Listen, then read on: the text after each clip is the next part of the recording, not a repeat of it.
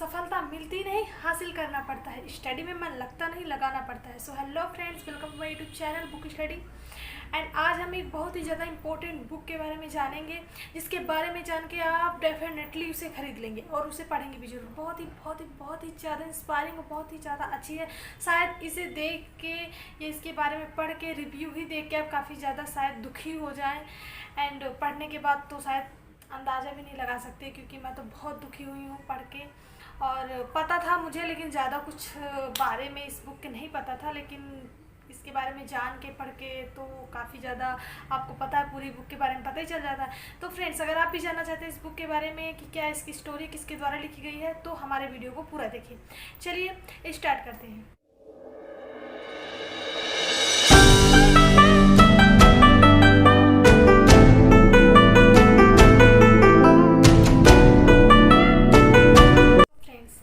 जिस बुक के बारे में हम रिव्यू देने जा रहे हैं, उस बुक का नाम है the young girl of Anne Frank. यानी एना फ्रैंक है कौन? तो इसके द्वारा ये बुक लिखी गई है, the young girl Anne Frank. इसका जन्म 1929 में हुआ था, 12 जून को। फिर इसके ये वहाँ पे जर्मनी में रहते थे, अपने मम्मी पापा के साथ जर्मनी में रहती थी। जब ये काफ़ी छोटी थी, 3 साल की ही थी, तब इन्होंने जर्मनी छोड़ दिया था, क्योंकि वहाँ पर एडोल्फ हिटलर का कब्जा हो गया था और वो पूरी तरह से यहूदियों को मार रहा था, यानी यहूदियों को जर्मनी से निकाल रहा था, क्योंकि वो यहूदियों से बहुत ज़्यादा चिढ़ता था। उसका ये मानना था कि जो यहूदी हैं उन्हीं की वजह से जर्मनी ख़राब हो रही है, जर्मनी बर्बाद हो रहा है ओनली यहूदियों की वजह से। मतलब ऐसी उसकी मेंटालिटी थी, और वो यहूदियों से बहुत ही ज़्यादा चिढ़ता था। इतना ज़्यादा चिढ़ता था कि वो उन्हें मतलब मार रहा था यहूदियों को। उसका ये मानना था कि एक भी यहूदी नहीं रहना चाहिए। तो उसने तो इनके जो मम्मी पापा हैं, तो जब ये 3 साल की थी तभी ये नीदरलैंड शिफ्ट हो गए यहाँ से। फिर धीरे धीरे तो क्योंकि हिटलर सभी जगह अपना साम्राज्य जमाता जा रहा था, तो महाद्वीप के सारे देशों में उसका कब्जा हो गया। तो उसने जर्मनी में कब्जा था, नीदरलैंड में भी उसका अधिकार हो गया, उसने अपने अंडर में कर लिया। तो वहाँ से भी वो यहूदियों को मार रहा था एंड उन्हें निकाल रहा था। तो ऐसी सारी चीज़ें की सिचुएशन बनी। तब ये एना फ्रैंक जब ऐसा हुआ, तब वो ओनली 13 ईयर की थी, 13 साल की थी। उनकी एक बहन थी मार्गो, जो 16 ईयर की थी उस टाइम पे, जब हिटलर का कब्जा हुआ यहाँ पे नीदरलैंड में।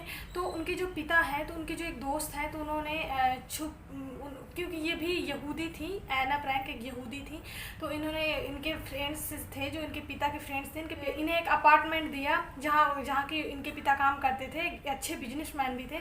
तो वहाँ पे ये छिप के रहते थे और बहुत ही ज़्यादा धीरे से बोलते थे। बहुत ही ज़्यादा कॉम्प्लिकेटेड लाइफ हो गई थी, बहुत ही ज़्यादा एक ही जगह रहना, ज़्यादा बोलना नहीं, बगल वाले सुन लेंगे तो बता सकते हैं कि यहाँ पे यहूदी हैं, ऐसा ना। तो ये सारी चीज़ें थी। अपार्टमेंट में, एक अपार्टमेंट में जैसे ही था, तो वो सर्वाइव कर रहे थे। तो ये सारी चीज़ें थी। तो उसके बर्थडे पे एना फ्रैंक जब 13 साल की थी, तो उनके फादर ने उन्हें एक डायरी दी थी 1942 में। तो उस डायरी को उन्होंने लिखना शुरू किया। 1942 में उन्होंने लिखना शुरू किया। तो ये जो डायरी है उन्हीं के द्वारा ही लिखी गई है। उस समय पर क्या हो रहा था, वो कैसे सर्वाइव कर रहे थे, और क्योंकि सेकेंड वर्ल्ड वॉर भी चल रहा था उसी टाइम पे, दूसरा विश्व युद्ध हो रहा था।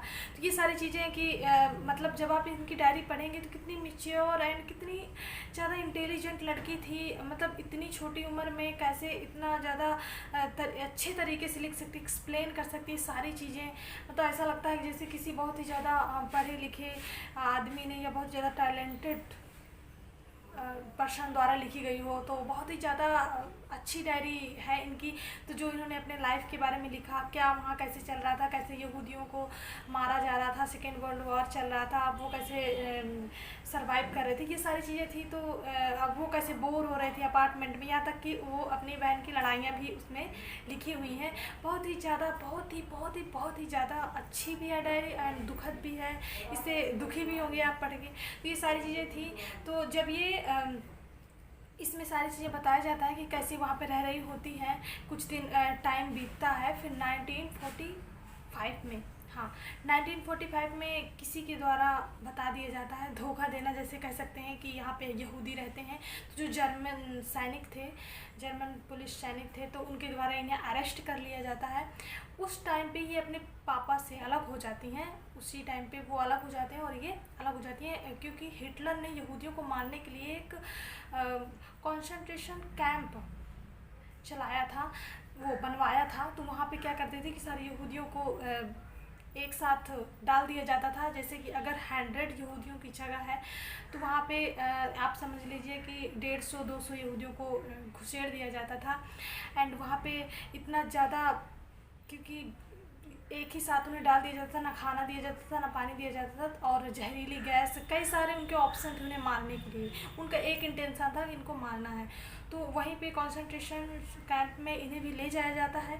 वहाँ पे इनके साथ बहुत कुछ होता है, काम करवाया जाता है, क्योंकि इनके बाल काट दिए जाते हैं, ये सारी चीज़ें होती हैं। बहुत ही ज़्यादा यातना शिविर भी उन्हें बोलते हैं, बहुत ज़्यादा यातनाएँ दी जाती थी।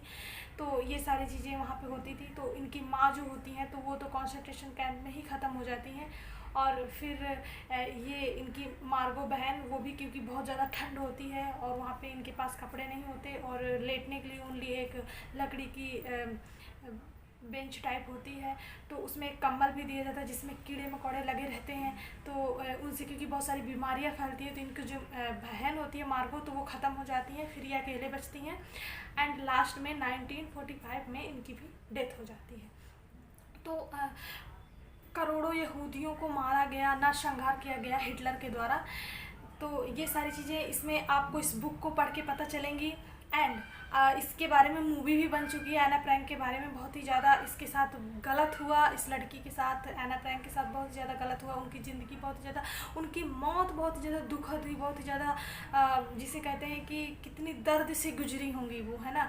उनके सामने उनकी बहन भी ख़त्म हो गई, पापा क्योंकि जो थे उनके, तो वो अलग हो गए थे। फिर जब सेकेंड वर्ल्ड वॉर ख़त्म हो जाता है यस 1945 में, तो उनके पिता आते हैं, और जो भी यहूदी होते हैं उन्हें बचाया जाता है उनके द्वारा, जो भी उन्हें यातनाएं मिल रही होती तो बचाया जाता है। ये सारी चीज़ें जब सेकेंड वर्ल्ड वॉर ख़त्म हो जाता है तो वहाँ पे आते हैं, तो वहाँ पे उनकी फैमिली तो नहीं बचती, सबकी लाशें ही मिलती हैं, कोई नहीं बचता। लेकिन उनके एक फ्रेंड्स होते हैं, तो वो डायरी दिखाते हैं, वो पेज दिखाते हैं जो उनके बेटी एना फ्रैंक के द्वारा लिखी जाती है।